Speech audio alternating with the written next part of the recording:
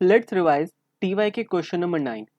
इस क्वेश्चन में हम सीखेंगे that is how to calculate NCI using PSNA method और fair value method. So let's read the question.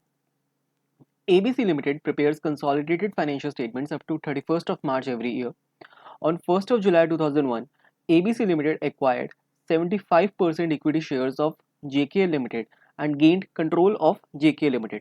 एक कंपनी है ABC जिसने JKL कंपनी के 75% शेयर्स लेके कंट्रोल ले लिया उसका.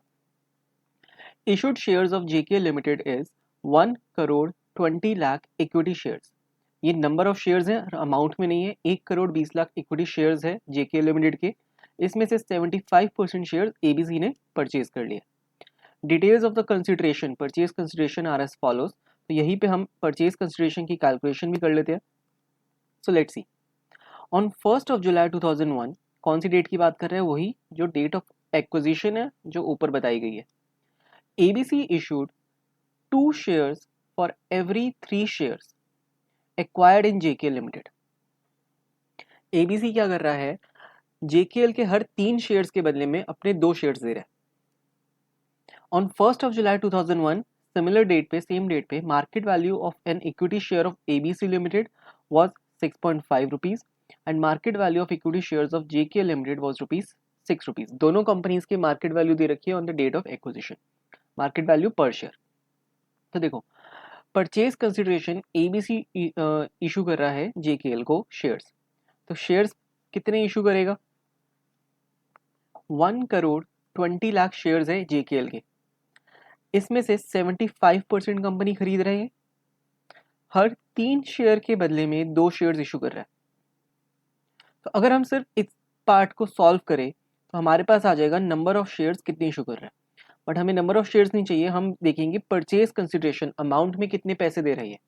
तो इसको हमें मल्टीप्लाई करना पड़ेगा पर शेयर प्राइस से, मार्केट वैल्यू पर शेयर.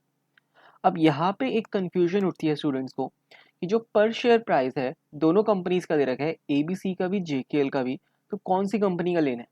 अगर हम लॉजिक वाइज देखें तो बहुत इजी है जानना. शेयर्स इशू कौन कर रहा है? क्वेश्चन कह रहा है ABC इशूड शेयर्स. तो ABC खरीद रहा है JKL को तो अपने शेयर्स इशू करेगा. और ABC जब शेयर्स इशू कर रहा है कौन सी कंपनी के कर सकता है? ABC के पास तो सिर्फ अपने शेयर्स है तो वही इशू करेगा, किसी और कंपनी के XYZ के शेयर्स तो इशू नहीं करेगा. तो जिस कंपनी के शेयर्स इशू हो रहे हैं उसी कंपनी का प्राइस लेंगे हम पर शेयर. तो ABC का प्राइस लेंगे हम which is 6.5 rupees.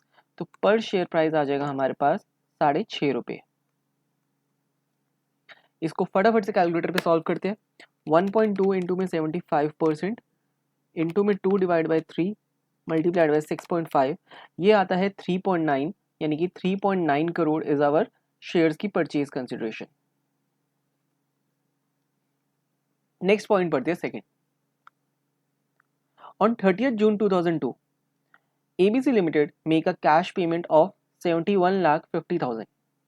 ABC Limited will make a cash payment of 71,50,000 to the former shareholders of JKL who sold their shares to ABC Limited on 1st of July 2001.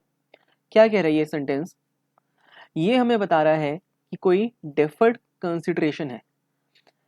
30 जून 2002 यानी कि future की बातें कर रहा है. आज हम 1 जुलाई 2001 पे है जब परचेज करा है. यहाँ से 1 साल बाद आ जाएगा 30 जून 2002.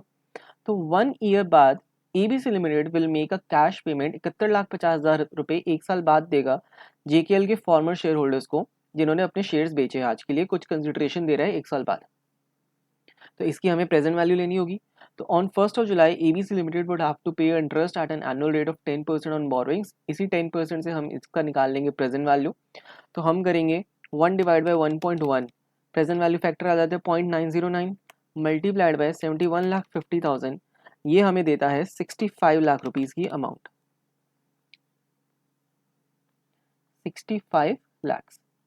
ये 3.9 करोड़ था और ये 65 लाख की आ गई हमारे पास डेफर्ड कंसिडरेशन. आगे देखते हैं क्वेश्चन क्या कहते हैं. Third point. ये तीनों पॉइंट्स परचेज कंसिडरेशन से रिलेटेड है. यहाँ पे है details of the purchase consideration are as follows. तो थर्ड पॉइंट पे हम आ गए हैं 30 जून 2023. अब ये कहाँ की बातें कर रहा है? ये 2002 पे बात कर रहा था. अब ये 2 years की बाद में बात कर रहा है, 2 साल बाद ABC will make a cash payment of 3 crore rupees to the former shareholders of JK Limited who sold their shares on 1st of July 2001. अभी तक की तो बातें सेम है, बट आगे कह रहा है this payment is contingent upon the revenues of ABC Limited growing by 15% over the 2-year period. मतलब ये कंटिंजेंट कंसिडरेशन है, मिल भी सकता है नहीं मिल सकता, ऊपर ऐसी कोई कंडीशन नहीं थी, इसलिए डेफर्ड कंसिडरेशन था, पक्का ही पक्का कंपनी ये देगी 71,50,000 रुपए। But this 3 crore is a contingent consideration, मिल सकता है नहीं मिल सकता, तो इसके हम प्रेजेंट वैल्यू तो नहीं लेंगे। क्वेश्चन अगर खुद से स्पेसिफाई करता है कि इस कंटिंजेंट कंसिडरेशन की आज के दिन की फेयर वैल्यू कितनी है तो ही हम लेंगे, खुद से कैलकुलेट नहीं करने बैठेंगे। तो आगे क्वेश्चन कहता है ऑन 1 जुलाई 2001, आज के दिन की बात, डेट ऑफ एक्विजिशन पे, fair value of this contingent consideration was 2 crore 50 lakh. Fair value इसने दे दी आज के लिए, तो इस 2.5 करोड़ को हम लेंगे परचेज कंसिडरेशन, आज का पार्ट कंसिडर करेंगे। बट अगर ये चीज़ ना दी होती फेयर वैल्यू इसकी और सीधा कहा होता कि 10% का रेट है, तो खुद देख लो जो करना है। तो 3 करोड़ को 10% से क्या हम डिस्काउंट करते प्रेजेंट वैल्यू? नहीं करते। कंटिंजेंट कंसिडरेशन की कैलकुलेशन हम खुद से कभी नहीं करेंगे, ठीक है। फिर कहता है 31 मार्च 2002 यानी कि ईयर एंड में the fair value of the contingent consideration is 2 crore 20 lakh. ये ईयर एंड की बात कर रहा है जब हम बैलेंस शीट बनाएंगे, बट डेट ऑफ एक्विजिशन पे दिस इज 2 करोड़ 50 लाख, और यही जाएगा अपना परचेज कंसिडरेशन का पार्ट, क्योंकि परचेज कंसिडरेशन हम कब दे रहे हैं? 31 मार्च 2 को दे रहे हैं? नहीं, ये तो 31 मार्च 1 की बात कर रहा है। तो 2.5 करोड़ रुपए आ जाएंगे हमारे पास कंटिंजेंट कंसिडरेशन के नाम से, 2.5 CR। अगर हम इसका सम कर दें, फटाफट से निकालो, 2.5 करोड़ प्लस 3.9 प्लस 0.65, ये आता है 7 करोड़ 5 लाख रुपीस। और इसी को अगर इन थाउजेंड्स में रिप्रेजेंट करें तो ये आ जाता है 70,500। देखो वैसे तो आया है 7 करोड़ 5 लाख, ठीक है, बट आईसी ने जब सॉल्व करा है इसको, जब सॉल्व करा है इन थाउजेंड सॉल्व करा है, तो इसलिए 70,500। देखो आईसी का सोल्यूशन में मैं यहाँ से फटाफट से दिखाता चलता हूँ।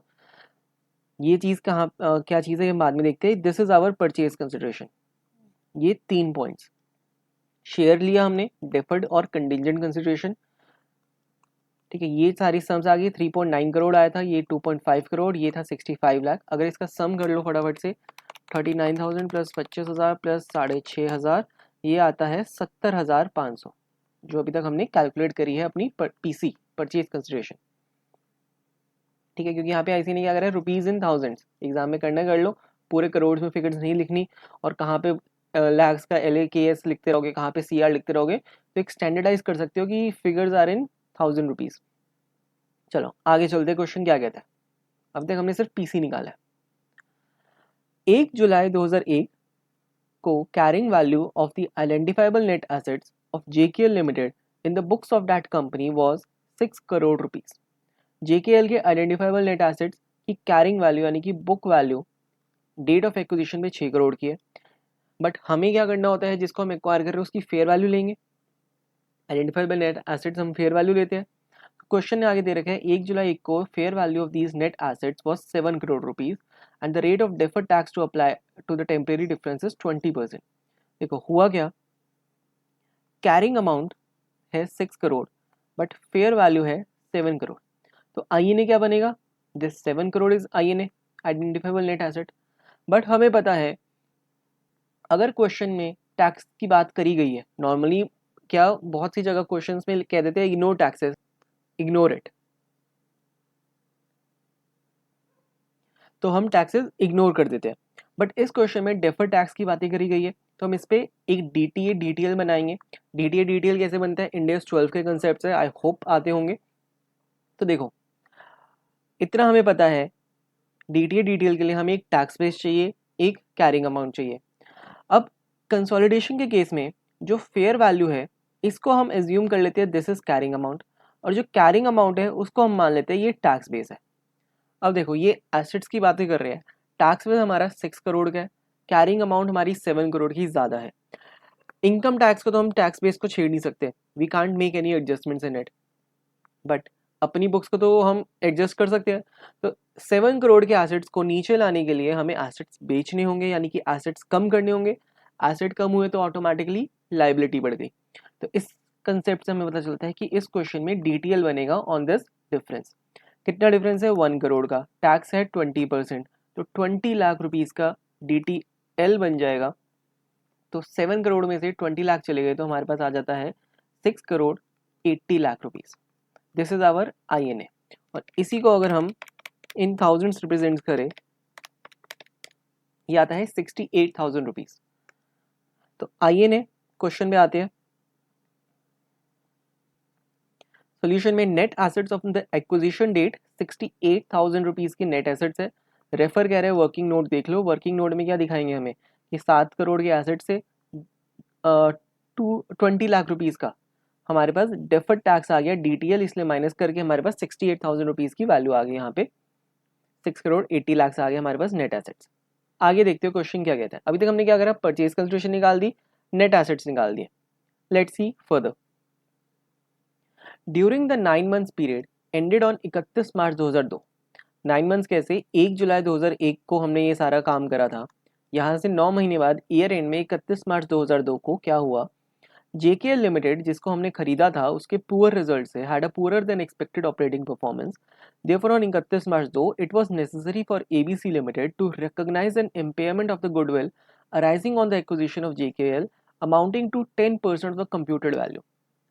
क्या कह रहे हैं, ABC ने जिस कंपनी को खरीदा था JKL, उसकी परफॉर्मेंस काफ़ी ख़राब रही, पुअर देन एक्सपेक्टेड परफॉर्मेंस। अब हमने कुछ गुडविल दी थी, हम करते हैं ना 103 में हम क्या करते हैं, कैलकुलेशन करते हैं गुडविल की। कुछ JKL की गुडविल थी, उसके हमने पैसे दिए, बट वो गुडविल ख़राब हो गई है तो उसको इम्पेयर करना है। 10% गुडविल कम कर दो ईयर एंड में, ठीक है। तो उसके लिए हमें गुडविल निकालनी होगी। तो गुडविल निकालने के लिए हम क्या करते हैं, PC लेते हैं, प्लस करते हैं उसमें NCI, माइनस करते हैं INA। हमारे पास PC निकल आया, INA निकल आया, अब बचता है NCI। तो NCI के लिए यहाँ पे दो मेथड्स होते हैं हमारे पास, PSNA और फेयर वैल्यू। क्वेश्चन क्या कहता है, बोथ मेथड्स, दोनों मेथड से सॉल्व करना है। तो हमें NCI निकालनी है दोनों मेथड से। कैसे निकालेंगे वही क्वेश्चन की मेन सोल है। Compute the impairment of goodwill in the consolidated financial statements of ABC under both the methods permitted by 103 for initial computation of NCI in JKL limited at the acquisition date. तो NCI निकालने के दो तरीके। सबसे पहला है fair value which is very simple.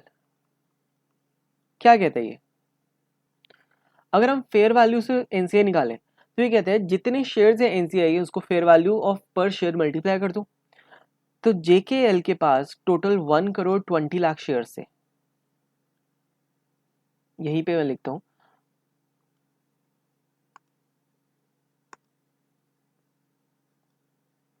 Just give me 1 minute. हाँ, तो 1 करोड़ 20 लाख शेयर से JKL लिमिटेड के पास 75% किसी ने खरीद लिए तो 25% NCI बचा। तो इसमें से 25% shares are of NCI multiplied by fair value of per share या market price of per share.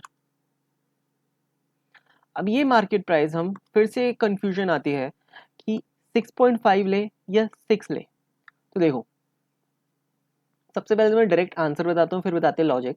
Answer है 6 लेंगे। अब इसका लॉजिक ये नहीं कि 6.5 को हम पहले यूज कर चुके तो इसलिए अब बचा कुचा 6 इसको यूज कर ले। This is not the right approach. क्या लॉजिक है, देखो हम NCI निकाल रहे हैं JKL के शेयर्स कि JKL वालों के पास कितने शेयर्स है।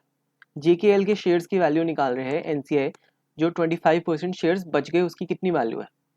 1 करोड़ 20 लाख में से 25% NCI है and these shares are of JKL limited. इसमें ABC का कोई लेना देना नहीं है। तो JKL की खुद की वैल्यू पर शेयर कितनी है, 6 rupees. That's why we have taken 6 rupees per share. इसको कैलकुलेट करो, 1.2 इंटू में 25% multiplied by 6, it comes to 1.8 crore. और अगर इसको 1000 से मल्टीप्लाई कर डिवाइड कर दो तो 18,000 रुपीज़ आ जाती है हमारे पास NCI as per fair value approach. और यही चीज़ यहाँ पे देखो क्वेश्चन में यहाँ इन्होंने क्या करा है, ये जो परचेज कंसिडरेशन 2 बार लिखी है सिमिलर, INA 2 बार लिखी है सिमिलर। रीजन मीइंग यहाँ पे NCI निकालेंगे फेयर वैल्यू से, यहाँ पे निकालेंगे NCI ऑफ नेट एसेट यानी कि PSNA मेथड से। फेयर वैल्यू में एनसीआई आती है 18,000. This is NCI using fair value 18,000 जो हमने निकाल लिया अभी. अब निकालते हैं पीएसएनए मेथड से एनसीआई. पीएसएनए मेथड क्या कहता है, यानी कि proportionate share in net assets. Net assets कितने थे इस कंपनी के? 68,000, यानी 6,80,00,000. 68,000 इज नेट एसेट्स. इस नेट एसेट में 75% का कंट्रोल तो एबीसी ने खरीद लिया, 25% का तो एनसीआई के पास है. तो यही कंट्रोल रिप्रेजेंट्स 68,000 का 25% इज 17,000, और यही आ जाती है हमारी एनसीआई यूजिंग पीएसएनए मेथड. तो 17,000 रुपये की एनसीआई आ गई using PSNA. Percentage of net assets, इसके लिए भी कह रहा है रेफर वर्किंग नोट. तो वर्किंग नोट कहाँ पे बना रखे हैं इन्होंने? वही 68,000 नेट एसेट्स का परसेंटेज इनटू में 25% कर दिया तो आ जाता है 17,000. This is done. अब क्या करना है, हमें गुडविल निकालनी है. हमारे पास परचेज कंसिडरेशन है 70,500, प्लस कर देंगे इसमें एनसीआई 80,000 माइनस आईएन है 68,000. तो 20,500 की गुडविल यहाँ पे आ गई, और ये इसको भी सॉल्व करेंगे तो 19,500 की गुडविल आ जाती है हमारे पास on the date of acquisition.